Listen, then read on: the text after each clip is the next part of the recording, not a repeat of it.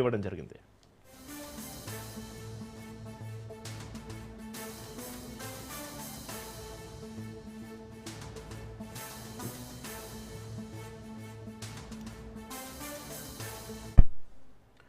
మాజీ మంత్రి హరీష్ రావుకి సిట్ నోటీసులో సంబంధించి మరింత సమాచారాన్ని మా ప్రతినిధి మా ఇన్పుట్ ఎడిటర్ శ్రీకాంత్ ఫోన్ లైన్లో అందిస్తారు.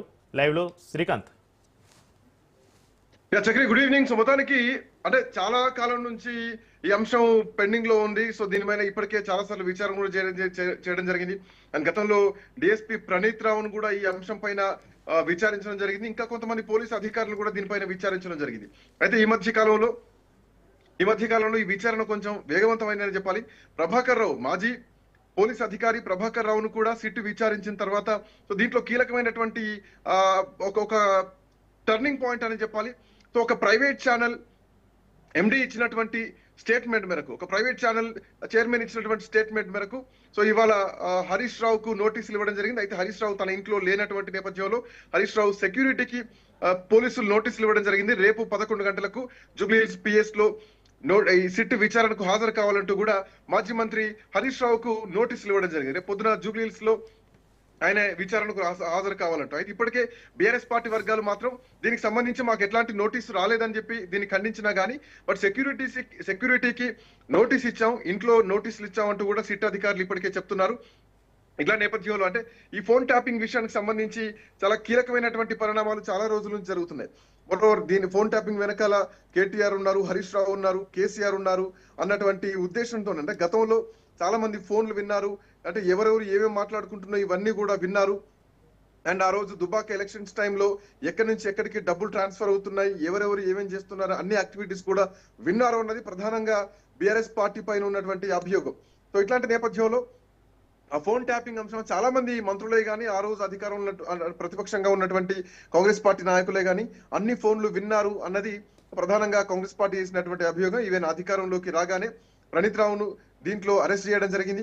ఆయన కొంతకాలం పాటు జైల్లో ఉన్నారు. ఈవెన్ ఒక ఛానల్ కి సంబంధించినటువంటి చైర్మన్ లేదంటే ఇంకా అఫ్ కోర్స్ పోలీస్ అధికారి ప్రభాకర్ రావు వీళ్ళంతా కూడా అంటే బయట దేశాల్లో ఉన్నటువంటి పరిస్థితి. సో ఇట్లాంటి నేపథ్యంలో వాళ్ళకు సుప్రీంకోర్టుకి వెళ్ళి సుప్రీంకోర్టు నుంచి నాట్ టు అరెస్ట్ అన్నటువంటి నోటీసులు తీసుకున్నాకనే నాట్ టు అరెస్ట్ అని చెప్పేసి ఏదైతే సుప్రీంకోర్టు నుంచి ఆదేశం తీసుకున్న తర్వాతనే భారతదేశానికి రావడం జరిగింది. సో వచ్చిన తర్వాత సో ఇప్పటివరకు అయితే ఎక్కడ సిట్ విచారిస్తోంది, పంపిస్తోంది తప్ప ఎక్కడ అరెస్ట్ మాత్రం చేయలేదు. సో ఇక్కడ ప్రధానంగా రాజకీయ పరమైనటువంటి మలుపు. ఇప్పటివరకు కేవలం అధికారుల పరంగా లేదంటే దీంట్లో ఎవరెవరి పాత్రలు ఉన్నాయి, ఏ ఛానల్లో ఏమేమి జరిగింది అన్నదే గతం నుంచి ప్రతిపక్షాలు మాట్లాడినాయి. ఇప్పుడు రాజకీయ పరంగా మాత్రం ఒక టర్నింగ్ పాయింట్ అనేది చెప్పాలి. ఈ ఫోన్ ట్యాపింగ్ అంశం ఇక హరీష్ రావు వద్దకు చేరింది. సో హరీష్ రావు పాత్ర దీంట్లో ఎంత ఉంది ఏమిటి అన్నది సిట్ అధికారులు రేపు విచారించబోతున్నారు. అయితే దీనిపైన ఇంతవరకు అయితే హరీష్ రావు ఎక్కడ రెస్పాండ్ అవ్వలేదు. హరీష్ రావు అధికారికంగా రెస్పాండ్ కాలేదు.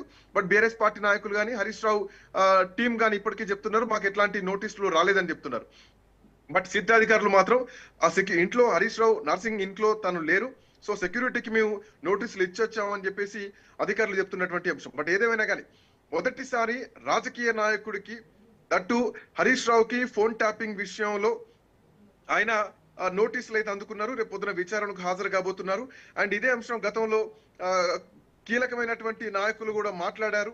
కొంతమంది మంత్రుల ఫోన్లు కూడా విన్నారు, వాళ్ళ కన్వర్జేషన్స్ కూడా విన్నారు అన్నది ప్రధానంగా చేస్తున్నటువంటి అభియోగం.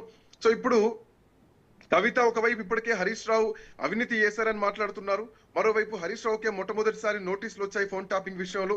ఇప్పటి వరకు అధికారుల వరకే ఉన్నటువంటి అంశం ఒక్కసారిగా రాజకీయ టర్న్ తీసుకుంది. సో ఇప్పుడు దీన్ని అంటే హరీష్ రావు విచారణ తర్వాత ఎలాంటి పరిణామాలు ఉండబోతున్నాయి, ఆ తర్వాత ఇంకెవరిని విచారించబోతున్నారనేది కూడా చూడాలి. ప్రధానంగా బీఆర్ఎస్ పార్టీని ఇబ్బంది పెట్టినటువంటి అంశాలంటే ఒకటి ఫోన్ ట్యాపింగ్, రెండవది కాళేశ్వరం ప్రాజెక్టు. ఈ రెండు కూడా చాలా కీలకంగా మారాయి ఎన్నికల్లో బీఆర్ఎస్ పార్టీ ఓడిపోవడానికి, అట్ ది సేమ్ టైం అటు కాంగ్రెస్ పార్టీ అధికారంలోకి రావడానికి. సో అధికారంలోకి వచ్చిన తర్వాత కాంగ్రెస్ పార్టీ ఒకటే చెప్పింది ఫోన్ ట్యాపింగ్ జరిగింది, దీనిపైన ఖచ్చితంగా చర్యలు తీసుకుంటాం, విచారణ చేస్తామని చెప్పినట్టుగానే ఈ అంశం అధికారుల నుంచి అంటే పోలీస్ అధికారుల నుంచి ప్రభాకర్ రావు నుంచి ఇప్పుడు హరీష్ రావు వరకు వచ్చింది. తర్వాత పరిణామాలు ఎట్లా ఉంటాయో చూడాలి. మరోవర్ రేపు సిట్ అధికారులు ఏ అంశాలపైన విచారించబోతున్నారు అండ్ హరీష్ రావు దీనిపైన ఎట్లా రియాక్ట్ అవుతారు అన్నది కూడా చూడాల్సినటువంటి అవసరం అయితే ఉంది. అయితే శ్రీకాంత్, ఈ కేసులో కేవలం హరీష్ రావు మాత్రమేనా లేక ఇంకా ఇతర మాజీ మంత్రులు లేక ముఖ్య నేతలకు కూడా నోటీసులు ఇచ్చే అవకాశం ఉందంటారా? సో అంటే మిగతా ముఖ్య నేతలకు, మిగతా మంత్రులకైతే గత మంత్రులకు మాత్రం ఇచ్చేటువంటి అవకాశం లేదు. సో ఈ ఉన్న ఎపిసోడ్ మాత్రం చూస్తే హరీష్ రావుకు నోటీసులు వచ్చినట్టే ఆ తర్వాత కేటీఆర్ కి లేదంటే కేసీఆర్ కూడా నోటీసులు ఇచ్చేటువంటి అవకాశం ఉంటుందా? ఎందుకంటే ఒకనొక సందర్భంలో కేసీఆర్ కూడా అన్నారు ఫోన్ ట్యాపింగ్ అనకూడదని, దాన్ని గూఢచార్యం అనాలి. అంటే ఏం జరుగుతుందో తెలుసుకోవడానికి గూఢచారి వ్యవస్థ అనేది ఒకటి ఉంటా ఉంటుంది.